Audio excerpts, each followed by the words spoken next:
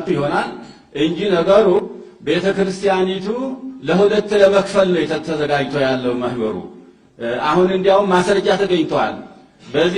በዚህ ቢያቅተን በውጭ ዓለም የኦርቶዶክስ ቤተክርስቲያን የራሳችንን እናቋቁማለን የሚል በራሳቸው የተጻፈ ጽሑፍ ተገኝቷል። አሁን ምንድነው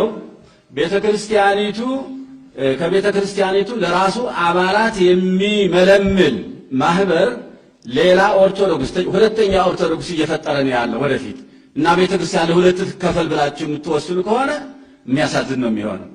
አዎ ይሄ የሚያሳዝን ነው። ስለዚህ አሁን እርዳታ ይሰጣናል፣ ርጥባን ይረጥበናል እያላችሁ የምትሉት ነገር አለ ወንድሞቻችን።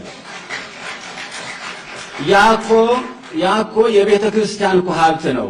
ከቤተ ክርስቲያን ምዕመናን የሚሰበሰብ ሀብት እኮ ነው። ያለ አግባብ ህጋዊ ያልሆነ የገንዘብ ክምችት እኮ ነው። ከኢትዮጵያ ኦርቶዶክሳዊ ተዋሕዶ ቤተክርስቲያን የሚሰበሰበውን ገንዘብ ለእናንተ በጭልፋ እየሰጠ ጋኑን ሙሉ ለራሱ የሚወስድ ማህበር ይሄ ትክክል ነው እንዴ?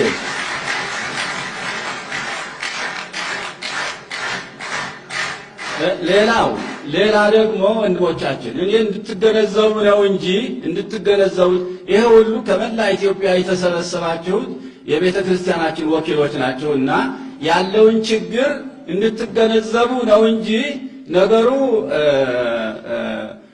ስለ ርጥባኑ ስለ ድጋፉ ስለ ምናምኑ ድጋፉ የሚደረገው ለምን እንደሆነ ልነግራችሁ እፈልጋለሁ።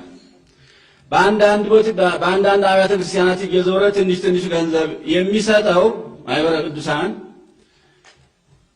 ለሚዲያ ዋጋ ነው።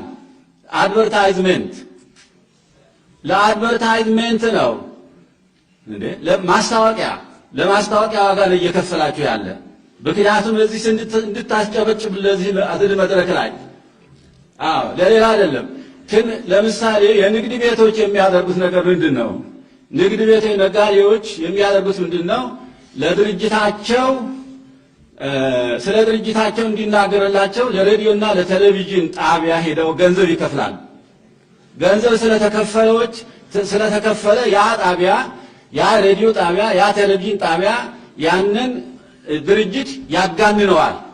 ስለዚህ በዚህ ምክንያት ባለጸጋ ይሆናል ማለት ነው። አሁንም እናንተ በገዛ ገንዘባችሁ አዝሮ ስለረዳችሁ ወይም ደግሞ ስለመጸወታችሁ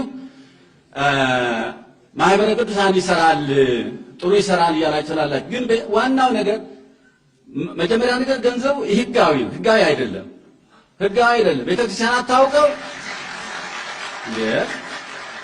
ቤተክርስቲያን አታውቀው መንግስትን አያውቀው ወይም ለመንግስት ግብራን ከፍሏል አይባል ወይም ለቤተክርስቲያን ብሪያ ምጽዋት ሰጥቷል አይባል።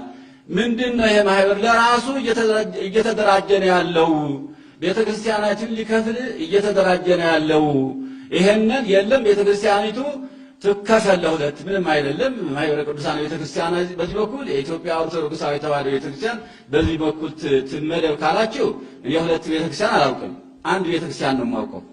አንዷን ኦርቶዶክሳዊ ተዋሕዶ ቤተክርስቲያን ነው የማውቀው እና አንድነቷን የመጠበቅ ኃላፊነት አለብኝ፣ መናገር አለብኝ። ይህን ሳልናገር እናንተ ዝም ብላችሁ ብትሄዱ ኃላፊነቱ በሌላ ይወድቃል፣ ኋላ ተጠያቂነቱ።